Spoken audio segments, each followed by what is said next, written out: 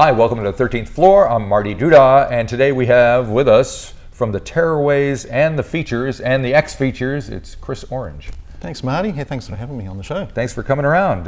Big reunion coming up with the Punk It Up show later this month. Punk It Up show again, yeah, that Andrew Bogue has put on for a number of years running. At the King's Arms the last couple of times, but of course that's closed. Yes. And he's found an amazing opportunity here to have our Punk It Up gig at the old venue where we used to play. Oh, great. In 78, 79. Yeah. Which was called Zwines. Yes. And that was the old warehouse Bluestone room, now it's called. Right. In Durham Lane in the CBD off Queen Street. So every Friday, Saturday night we used to hang out there and play. Our bands would play there. When I came back from London in '78, my old mates had formed a band and were playing. They were fans of the Scavengers. Right. And John and Wayne and Dean and they had formed a band called the Terrorways, and they were supporting the Scavs. They were big fans of the Scavs. And Friday, Saturday night was where you were. Yeah. Yeah, I mean, you know, yeah. So how much has the Bluestone changed from? Yeah, well, I haven't had a look, you know. Because I've done a couple of DJ things in there over the past few months, and it's definitely a thriving bar. Oh, really? Yeah. I imagine it's kind of flashed up a bit. It used to be a real dive. No, it's not a dive anymore. Okay. I mean, it was kind of like, you know, we kind of enjoyed that aspect of it being a dive. Sure. You know, it was a place that we could hang out on a Friday, Saturday night, and you know, and just and do stuff, and that was our own stuff, you know, our own place to be, and really, you know, you got to remember that Auckland was really boring back in '79. It was unbelievably boring. I mean, there's no music on TV, you know, no records coming in, you know, very soon from overseas. No MTV then. No internet. You know.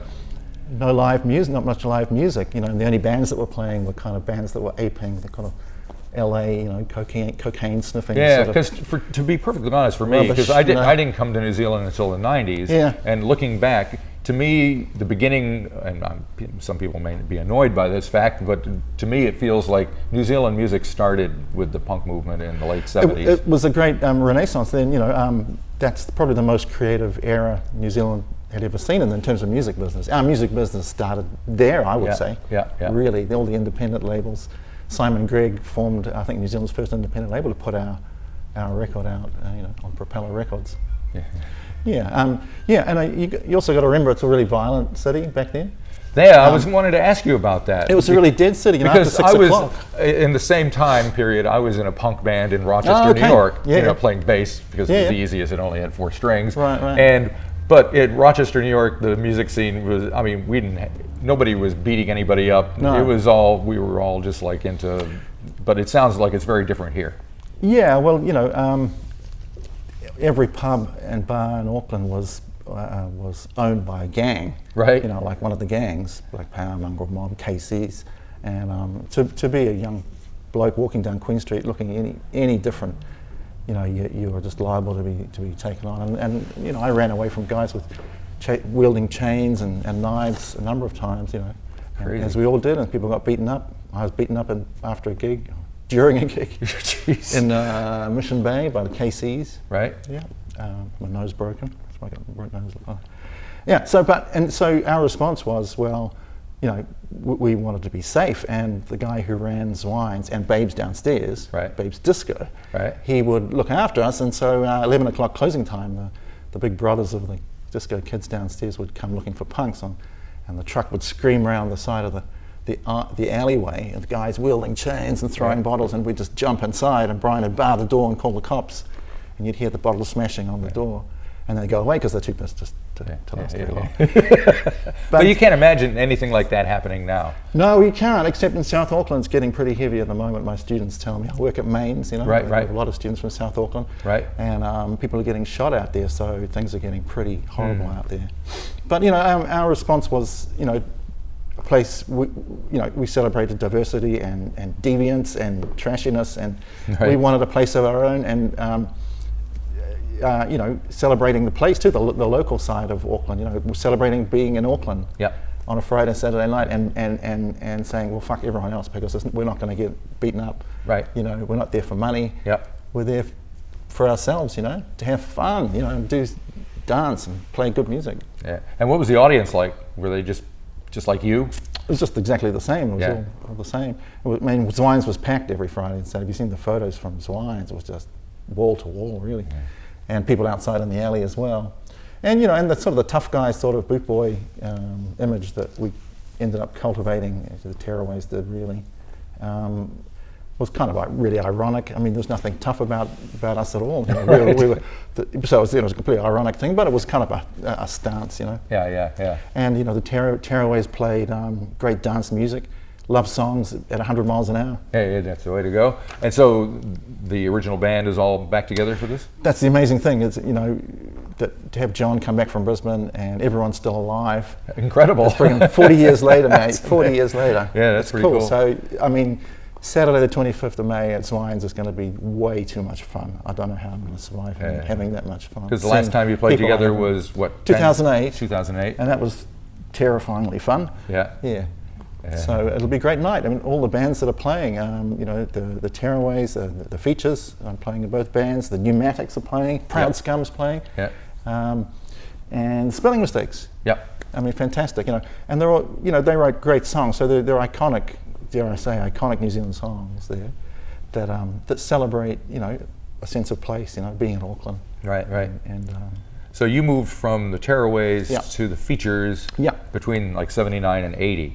What was, music-wise, how did they differ? So the Terrorways were playing a lot of covers. Right. A lot of Saints covers, Australian bands, Saints, oh yeah, punk love band, the Saints. You know, the same sort of thing. So the great dance music. Some Motown at 100 miles an hour. Right. Some classic punk songs, and writing a few of our own, like Never Been to Borstal. Right. Doing some Sham 69, Borstal Breakout, great English bands. Dean was over from England. He's English origin, and when the band split up, and it was, you know, it was a violent city, but we survived that. But the band finally split up, and Jed headhunted me and said, "Do you want to play with me?" This is Jed Town. Jed Town, yeah. And I work with Jed Town now, and you know, we put the band back together a few years ago, and we're doing a lot of gigs and having a lot of fun. Yeah, and the difference, I guess, is that Jed's an amazing songwriter. Right. And you know, I would suggest that he's one of New Zealand's great songwriters and performers and front people. Yeah. And he's fabulous to work with. I bring him into Mains to talk to my students and inspire them to write songs and be an artist in New Zealand. What do your students make of your punk past? They don't understand it at all. No one understands that. It's hard to understand. Do you bring old records in, or show them photos? I can show them lots of things, and you know, they don't really get it. I mean, it's such a different world, really, isn't it? You've got, you know, there's the global, there's the whole international scenes happening now, and a lot more people, you know, celebrity culture going down, the internet, that sort of thing going on. Yeah. So you must have had to just gather around at a record store and get. Did you just like wait for the next batch of 45s to come out from England or something along those lines? We've all found a house. I left home when I was 18. We found a house in Grey Lynn, and holed up there and rehearsed in the city with a rehearsal room down Victoria Street, and then played Friday, Saturday night. I didn't. You know, when I came back from England, having been there for a year and going over as a Sabbath fan, and being disillusioned after a Sabbath concert. Well, you know, it's funny you say that. Ozzy Osbourne just raved about how useless punks were for 10, 15 minutes. One of the first concerts I saw was Black Sabbath, like in 72 or 73, and I was like 15. They were awful live. They were going through a bad period, I think, Marty. They're better now. I think they're a whole lot better now that things have improved. But then I started, you know, I had my first job there, and I was 18, and I went out every other night to hear new bands. So there was a lot happening. When I came back, of course, there was a little scene happening here. Very different. You know, New Zealand punk or Auckland punk music scene is an expression of Auckland culture. And what we've got. And it was the same in Hamilton and Wellington and Christchurch when we went on tour. And there's a great YouTube clip of the New Zealand punk tour in 1978, which just before I came back. And we toured as well, and just seeing that local specificity, you know, of each place, and celebrating it and seeing how different it was for it's a fantastic thing to do. So my understanding is the features were kind of more post-punk than punk. Is that? Yeah, I mean, the whole thing of punk is a bit of a misnomer, really. I mean, it was a New Zealand original band scene back then. We were writing original songs. No one else was, I mean, you got Citizen Band and Split Enz and things who wrote original music. Yeah. But we were doing it too, and we were writing about our own lives. And were you kind of operating completely on a different wavelength and with a different set of people than bands like Split Enz and the Dudes and all those guys? Oh hell yeah, we were. Was there any crossover at all? No, we vigorously fought for our own scene and our own stage.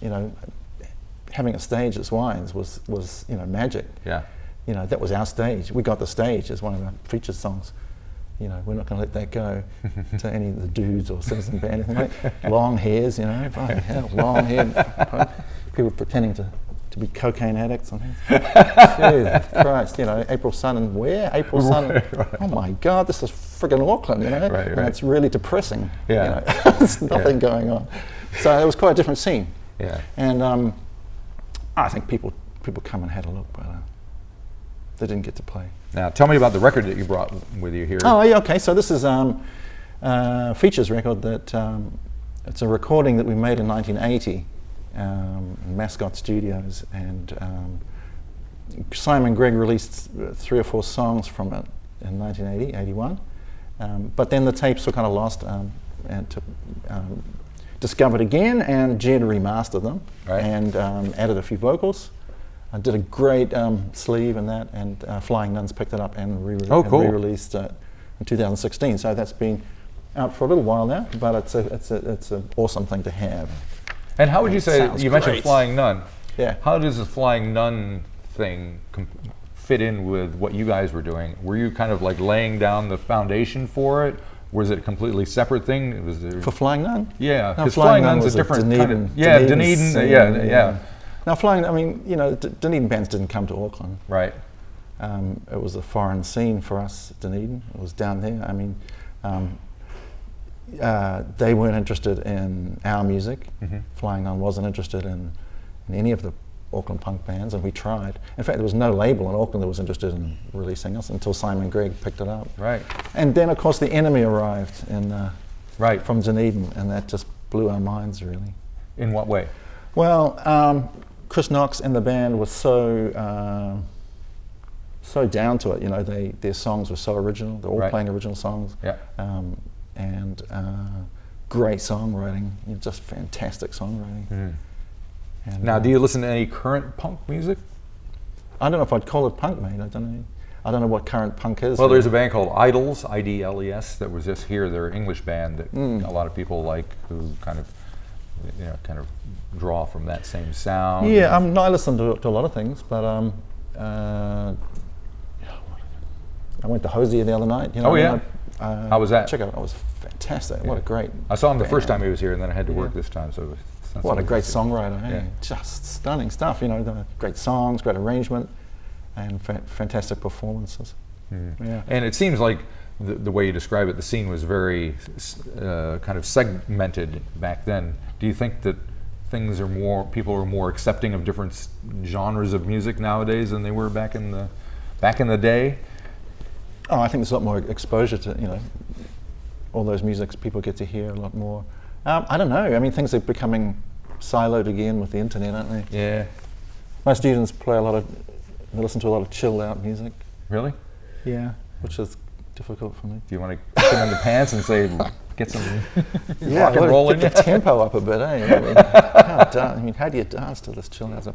I mean, the lyrics are amazing. A lot of the hip hop, original hip hop stuff, which was, happening at the same time as punk was happening back then.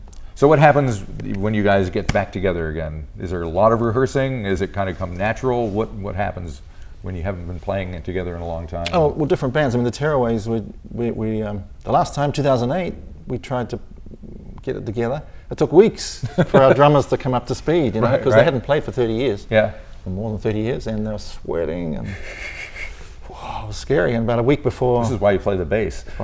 a week before the gig, you know, I could finally hear the tempo. Yeah. Hitting the old tempo and the old songs sounding like Terrorways songs. Right. So that was good. And but this time, you know, Gary's been playing for a while again. Gary Hunt, and he's sounding awesome. And the tempo's right up there. Excellent. Yeah. So Dean and Pete and Gary and myself have been rehearsing, and John's going to join us in the week before the gig. I've been singing for John. So. It sounds like it's going to be fun. Yeah, it's too much fun, Marty. Which band are you looking forward to seeing the most, other than yourself? Yeah, I like Proud Scum. Are great, you know, very entertaining. Yeah.